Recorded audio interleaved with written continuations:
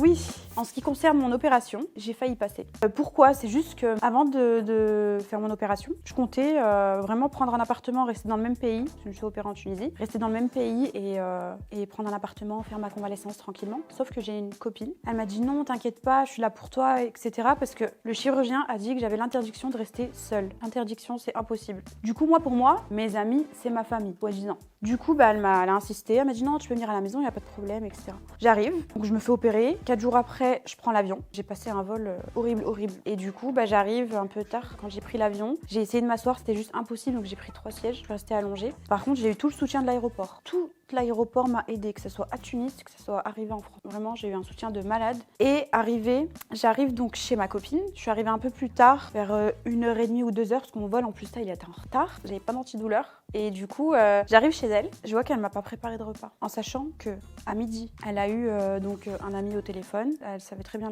à l'heure que j'allais arriver. À midi, donc voilà, elle savait. Arrive à l'aéroport, donc j'avais 30 minutes de route. Je lui dis j'arrive. Je lui dis est-ce que tu peux me préparer au moins quelque chose à manger parce que je vais prendre mes antibiotiques, au moins même des pâtes blanches. Je veux juste prendre mes médicaments et dormir. J'arrive, donc pas de repas. Du coup, quand je lui dis ouais, il faut juste que je mange quelque chose et que je prenne mes médicaments. Elle me dit ah désolée, j'ai pas fait les courses. Moi, je pense qu'elle avait juste une flemme de me préparer quelque chose. Et du coup, quand je lui demande au moins pour manger quelque chose, elle me ramène, donc moi accouchée sur le ventre, sur le lit, elle me ramène un sopalin et une tranche de pain de mie en repas. Genre je souffre comme pas possible. La sensation, vous savez c'est quoi? C'est comme si on avait 10 poids lourds qui nous ont écrasés. C'est ça la sensation. Du coup moi je vois la tranche de pain de mie et le sopalin, je suis en train de me laisser mourir. Du coup je lui dis tu sais quoi? J'ai plus faim. Je veux plus manger, je veux juste mes médicaments. Elle m'a dit ils sont où? Je lui dis dans ma valise. Et en fait elle me disait oui c'est tard, demain je travaille, je commence à 10h, etc. Donc elle avait la flemme. Donc j'ai pas pris de médicaments, pas de repas et j'étais en manque d'hydratation. Faut savoir aussi que sur le lit, bref, ça a été toute une explosion. Bref, sur le lit, au lieu de dormir, l'accès toilette facile. Faut savoir que je fais pipi debout et que je mettais 1000 ans à marcher. Elle m'a mis contre le mur, pas un accès facile aux toilettes. Bref, donc j'ai passé une nuit sans antibiotiques, sans repas, manque d'hydratation et j'ai retenu mon urine 5 heures. Alors que ça faisait 4 jours. Je me réveille, je lui dis gentiment,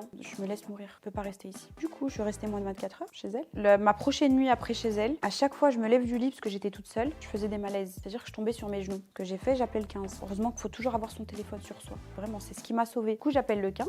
Ils sont venus me chercher et ils m'ont fait des analyses. Ils ont détecté une infection. Ils savent pas où elle est parce qu'elle est trop petite. Ils m'ont dit on va te mettre sous antibiotiques. C'est soit avec le temps, elle grossit, on peut la détecter et opérer, et soit elle part et Dieu merci. Mais sinon, quand je suis arrivée à l'hôpital, je me suis fait hospitaliser. Je hurlais de douleur, 42 fièvres. J'avais tous les symptômes d'une infection. Même le chirurgien m'a vu à Lyon. Il m'a dit mais comment tu peux oser louper des repas? Tu peux pas louper un repas alors que t'es en récupération. Surtout que j'ai fait cette opération. Là, je me rassure comme je peux, mais je fais 56 kilos. J'ai fait ça pour vraiment 900 grammes, quoi. Un peu partout, un peu là. On m'a enlevé un peu